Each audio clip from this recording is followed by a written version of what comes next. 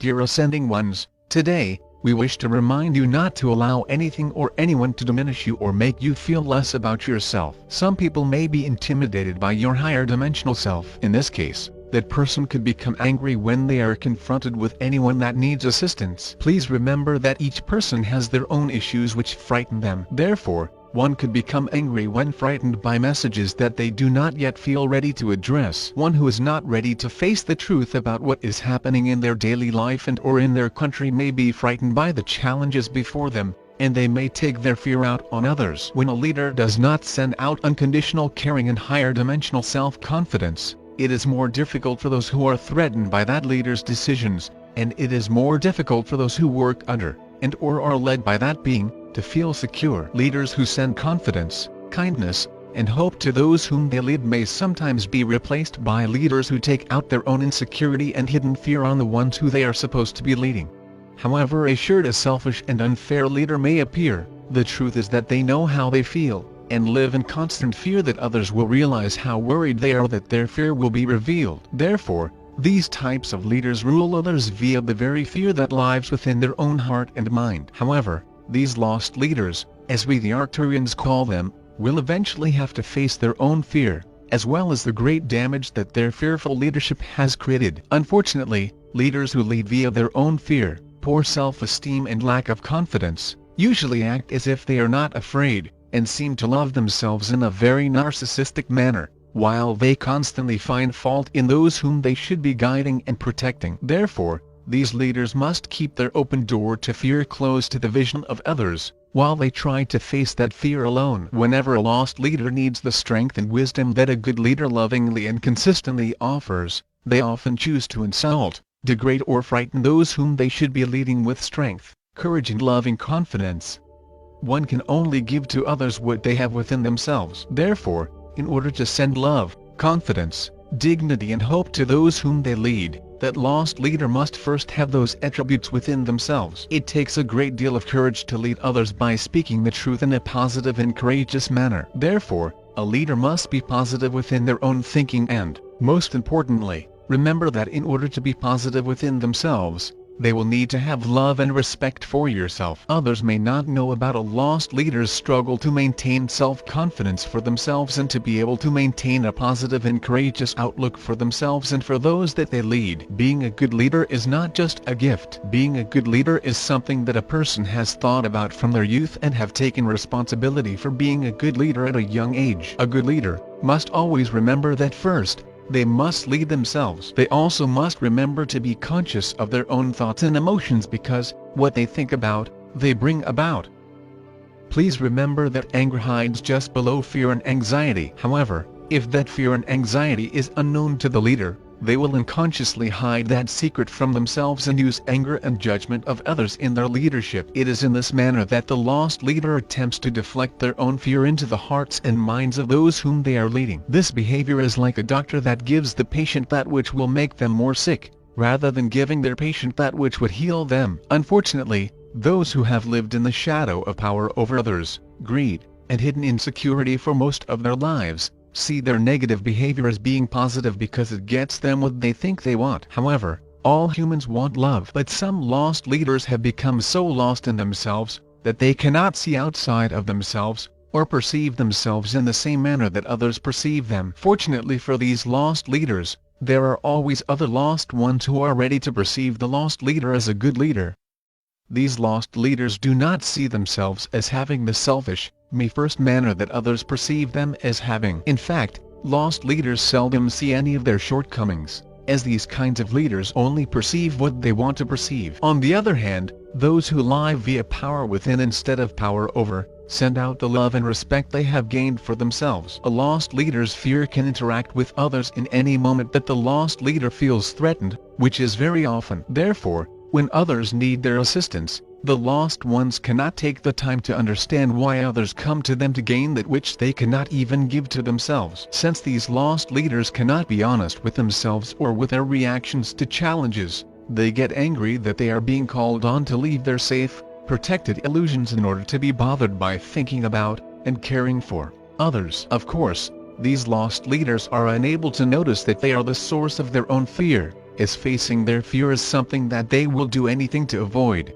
If it harms others, they don't care because they only care about their own unsolvable problem of chronic unhappiness. However, if they can find a way to make others unhappy, then they can pretend to be the hero and rescue them from the very problem that the rescuer created. The lost leaders may try to lie to themselves that they are really trying to be a good person and do the right thing, but they constantly wonder why they feel so frightened, angry and alone. Yes, it is the fault of others that they feel this way. Therefore, they never need to look at themselves and can always blame their problems on others. One of the biggest problems for lost leaders is those who lie via love, power within, caring for others and constantly consulting their own higher self. Why do these people seem to somehow be happy, be in love, have good friends and a sense of inner peace and self-confidence? Say the lost leaders. Who needs love and friends and confidence and inner peace, when I can have money and power over others? When these lost ones stand before their Maker, perhaps they will get the answer to that question, but then it will be too late to change. The Arcturians.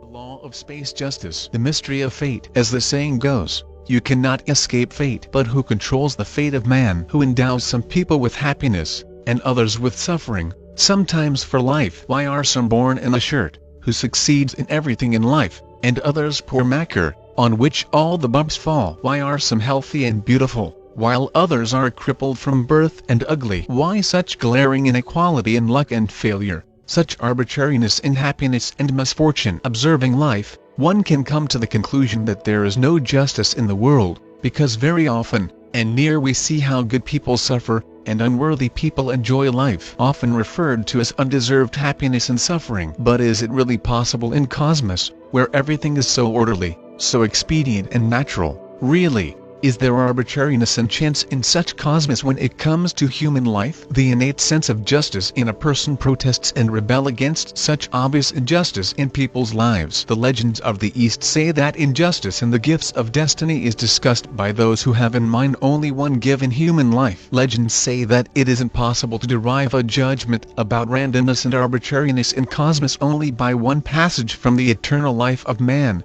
only by his last incarnation. They say that everything will be clear, everything will fall into place if we trace the life of a person in his past, if we consider his previous lives. It is claimed that our present life is the exact result of our previous lives. Since our ignorance darkens our vision of the past, events seem to us as if emerging from causeless emptiness, as if accidental, but this is an illusion, and it comes from a lack of our knowledge. People unfamiliar with cosmic laws do not see from what reasons life events come, and the result of the laws known to them is considered a good or bad fate. Man lived on earth for many lives, and in them he thought, wished, acted now in a good way, now in a bad way. He created real forces that helped or detained both himself and other people in his environment. Each of us, when he enters this life, comes from a distant past, embracing many lives, and when we take on our earthly task again, we bring with us our destiny such as we ourselves have created. Legends insist that there is no chance in the world, that everything that happens is related to the previous reason, that the world in which we live is still the world of law, justice and order. What you sow, you reap. Yes, there is no small earthly justice, but there is a great cosmic justice. This cosmic justice is exercised by the law of cause and effect, the law of karma. This is the unerring law of retribution, which says, what a man sows, he will reap. According to this law, the one who suffers in life and enjoys life equally reaps the fruits of what they have sown. If a person lives a happy life, then he deserves its former good life. And if he leads an unworthy life, then he prepares for himself a future suffering. Cosmic justice gives everyone according to his works, for good and for evil and for evil. This reward to people for their actions is produced by the cosmic law. An eye for an eye and a tooth for a tooth. As it goes around comes around and responds. You will reap what you sow. Do not spit in the well. Water will be useful for drinking. These sayings of popular wisdom refer to the law of karma. The fate of a person is made up of his affairs, in which the law of karma shows the corresponding results. Consequences of actions, words, desires and thoughts of a person inevitably return to him, either in the form of punishment and suffering, or in the form of happiness and joy. Karma is a product of man. His whole life is the result of his karma. Therefore, man exclusively creates his own destiny. When a person shouts, for what? He does not think about the past or the future. He grumbles at his fate, but forgets that he punishes himself with severe punishment. Man should not blame heaven and fate for the apparent injustice that reigns among mankind. He is his savior and destroyer. Iode, pay off. The legend says that nothing passes without a trace. Every act of a person, every word, every desire and even every thought is imprinted automatically on invisible to us tablets. Everything is recorded in the book of life of a person, and for all sooner or later you have to report. Thus, nothing can touch a person, which he would not deserve himself, and a lack of memory and knowledge on his part cannot prevent the implementation of the law. In no case can a person suffer without deserving of it. It is not the outside that comes to be considered karma, the harm that hurts itself first of all. Where so many unfortunate, they are reincarnated traitors, thieves, murderers. Usually in the bank there are old debts, they obviously bear the charge. A wise philosopher, sold into slavery,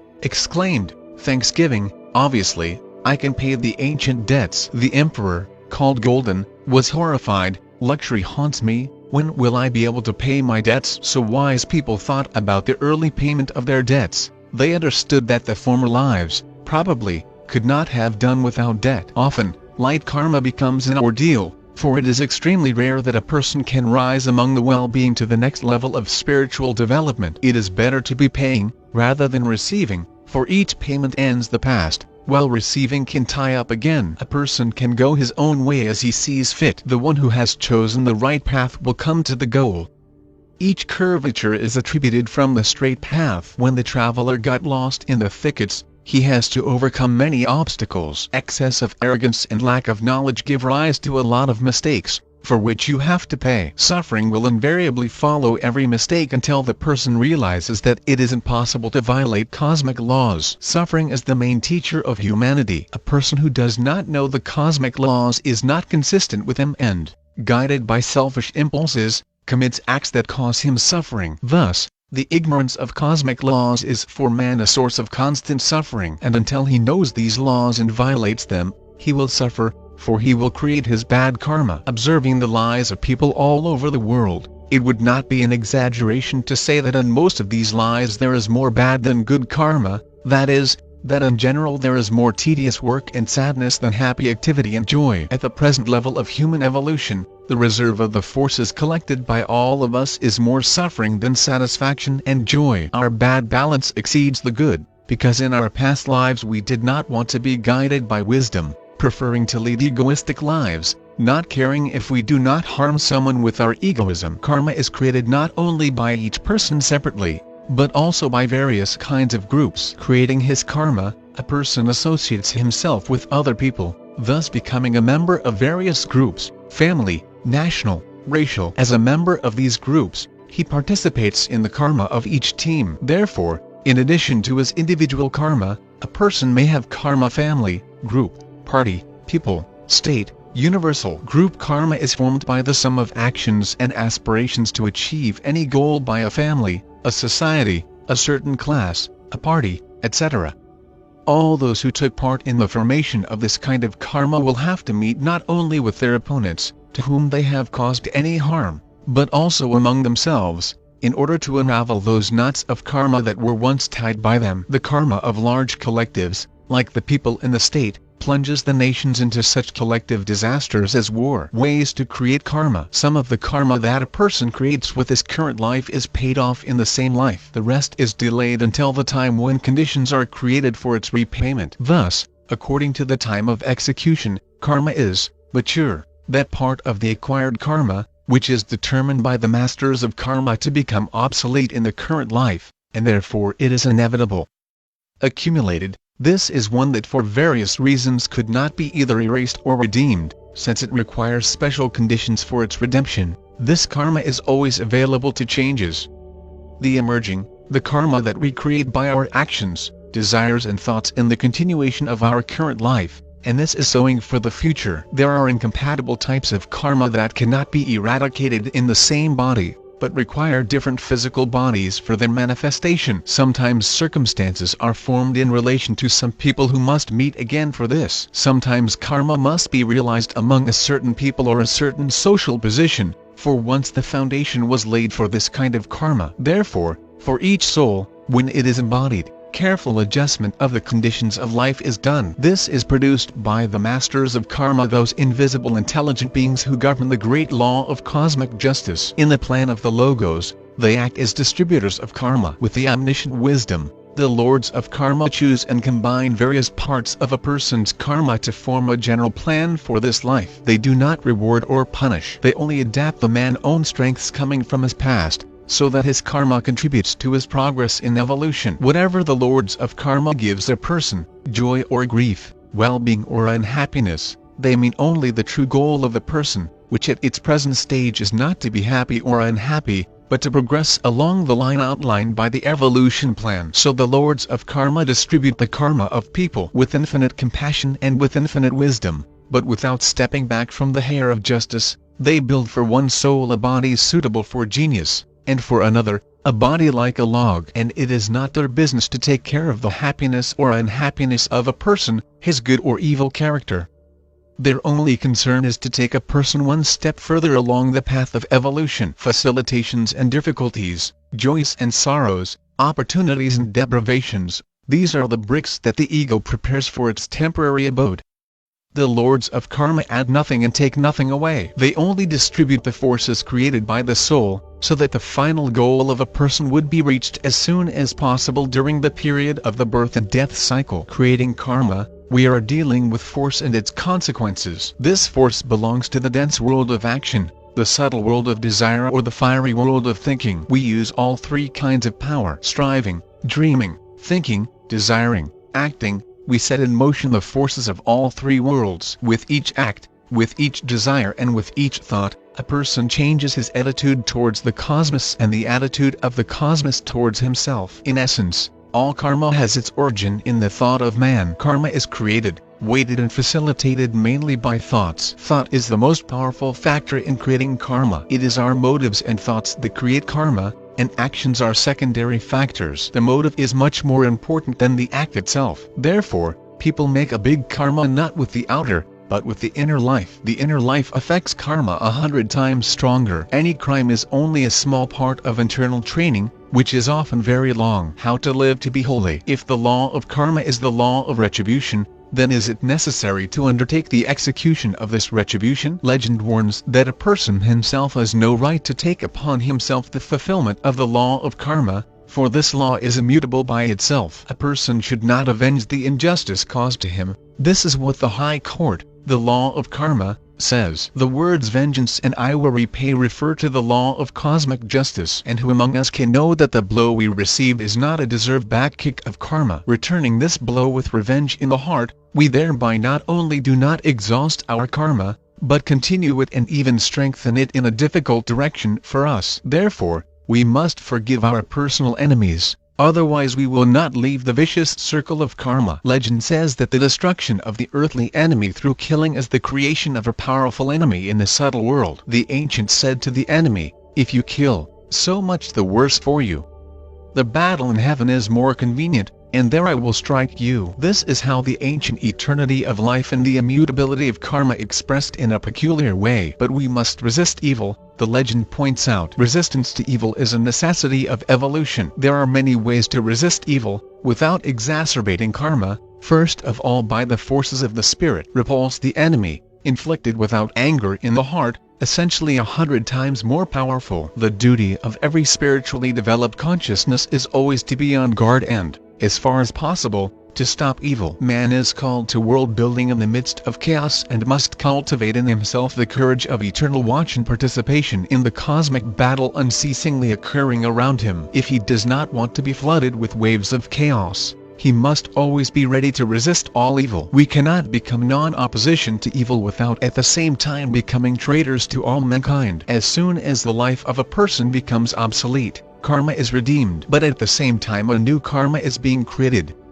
Depending on the wisdom of the person, there will be the quality of this new karma. If his sufferings teach him resignation and sympathy, if his sorrows and anxieties induce him to correct the mistakes made by him, if he pays his karmic debts reasonably, in this case his new karma will be good, not bad. But if he becomes hardened and, as a result, causes distress to others, then his karma will be bad. A person depressed by all sorts of sorrows and misfortunes should not grumble at his neighbors and at the lack of justice, for his difficulties are the results of his own past mistakes and sins. We must accept them steadfastly, with humility, and with such an attitude to remove from themselves the many anxieties and torments with which those who do not know the Fa further exacerbate the miseries of their lives. Man's future depends on his own efforts, and the same law that brings him suffering will bring him joy just as inevitably if he sows good seeds. Man himself forms his karma, equally using both his abilities and his own limitations, and, acting by these abilities created by him and facing the limitations caused by him, and his power to strengthen or weaken his abilities, to expand or narrow his limitations. The chains that bind him are bound by him, and he can either cut them or pull them down even more. Thus, we are all our gentlemen tomorrow, no matter how hard we are today, the results of our yesterday. The inviolability and immutability of the cosmic laws is a prerequisite for success and for a clear prediction of its future. A person can become the master of his destiny only because he lives in a world governed by the law, where evil cannot give a person insight into the activities of his soul and the power to direct his future, to build his character and future conditions of his life. And then the knowledge of the law of karma becomes for him a force of support, raising and inspiring. Usually, by paying off karmic debts, most of us create a mixed new karma that connects good with bad, but the wiser among us will have more good than bad. In essence, unless a person consciously reacts to the plan of evolution, there can be no big changes for him from life to life. The ups and downs of fortunate and unsuccessful destinies, sorrows and joys alternate in the lives that are being lived. And only when a person definitely decides to follow the plan of the Logos, to live not for himself, but for his fellows, then his evolution begins to accelerate. Then its progress becomes fast, increasing in a geometrical progression. We should not assume that the fate chosen for an individual cannot be changed. A person can change his fate by reacting to circumstances in an unusual way. With unrestrained striving forward to perfection, a person can overtake his karma, and she will not overtake him. Stopped in its development receives a full shower of karma. When a person, striving for perfection, develops a spiritual strength, directing them to the benefit of evolution and for the good of his neighbor, he not only repays all his karma, but also relieves the whole of humanity from the consequences of bad karma. The forces of light by virtue of the law of free will never invade the karma of man, but, in obedience to another great cosmic law, the law of the sacrifice, they often take upon themselves the karma of human errors, delusions and crimes, freeing humanity from the burdens of its karmic consequences. They become, as Christ, the Redeemers who occasionally appear in the world to give the necessary impetus to the evolution of humanity on the planet.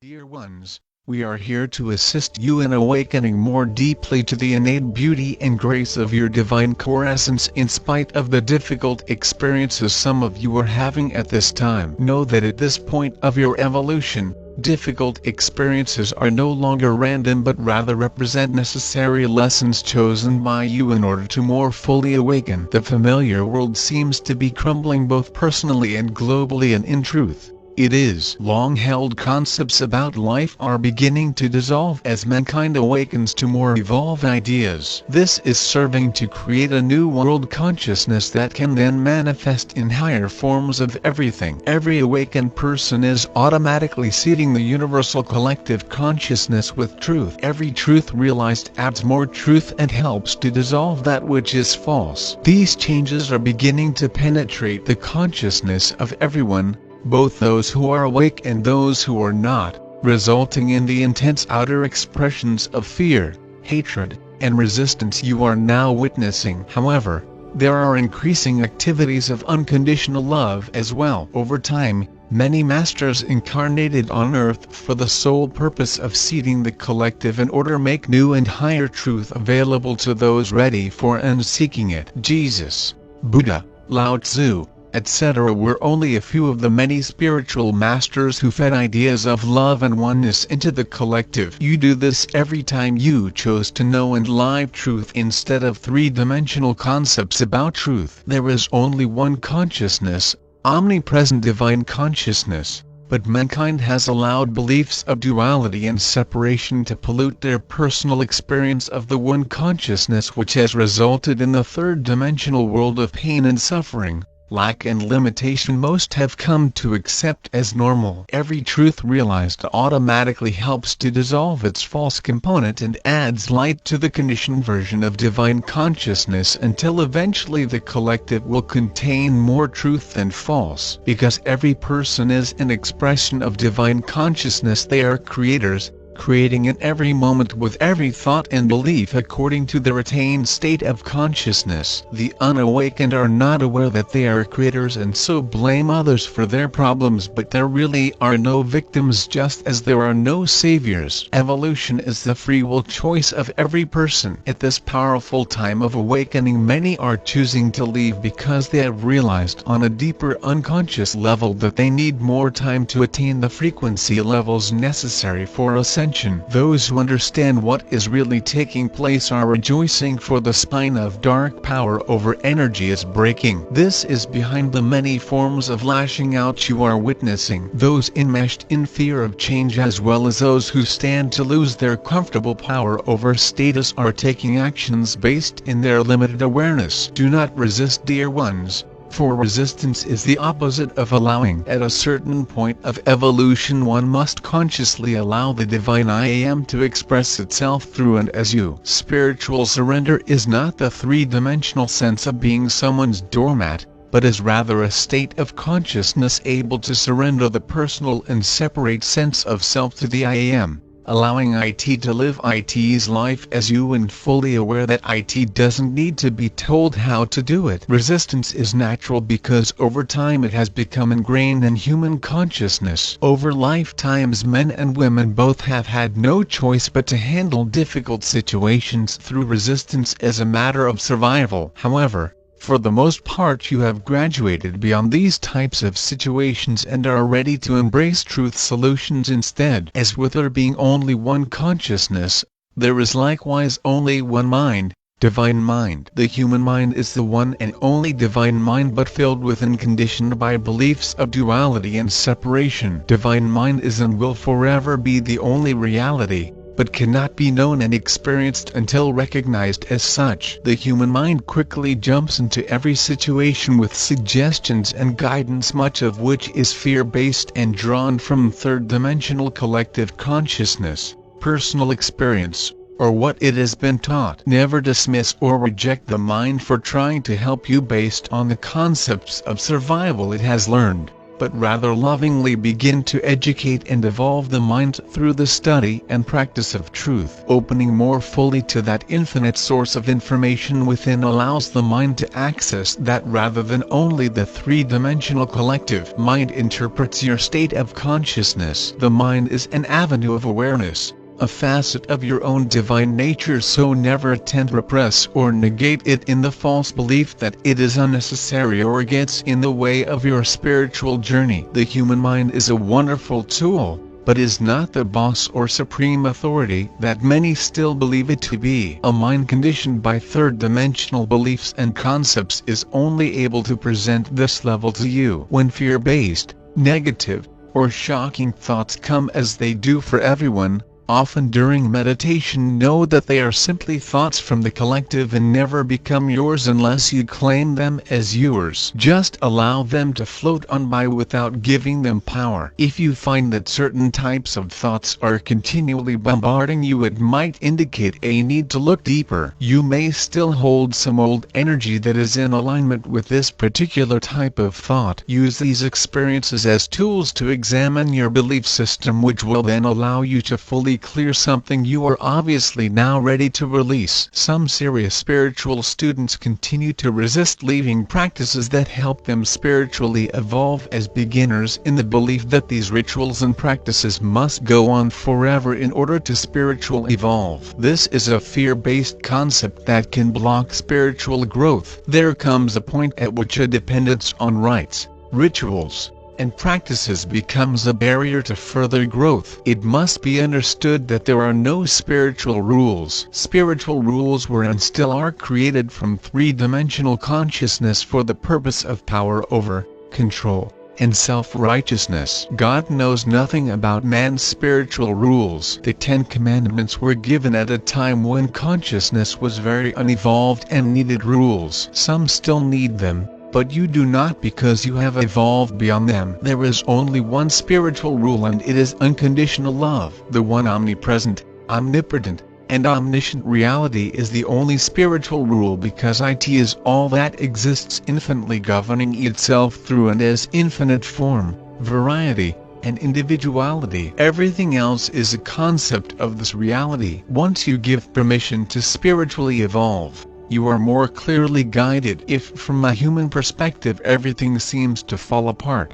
trust that a bigger picture is taking place and allow the process as best you can. The death of the old can be very painful on all levels, and there is a great deal of cellular clearing still taking place for most on one or all levels: physical, emotional, mental, and spiritual. Many come to believe that they are spiritual failures when, after years of serious study and practice, everything in their life seems to collapse. Remember, you can never regress from your attained level of consciousness, so learn to see these experiences not as failures, but rather as necessary facets of your personal journey. Events meant to shift your awareness to new levels if you allow it. Karmic relationships are being reactivated in order to be completed and cleared. Old physical injuries and diseases are reappearing as the energy of them flows from cellular memory. Relationships of all kinds are being healed. The three-dimensional eyes of others may see problems and offer you solutions based in that belief system,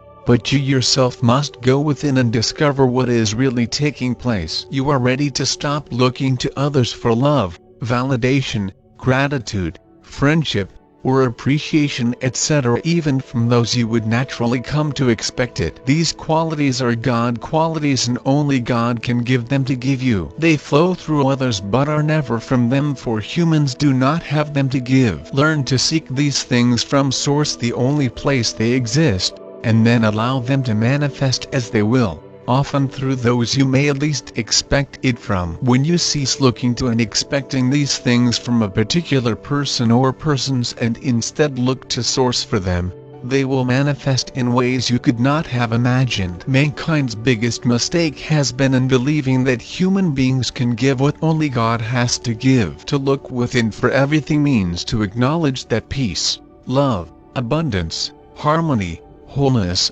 companionship, etc., are divine qualities that can flow through oneself and others when recognized as such. Everything necessary on every level is already present within, and this realization opens the door for what is needed to express outwardly, if not conditioned by concepts of how it must look or who it must come from. We are the Arcturian group.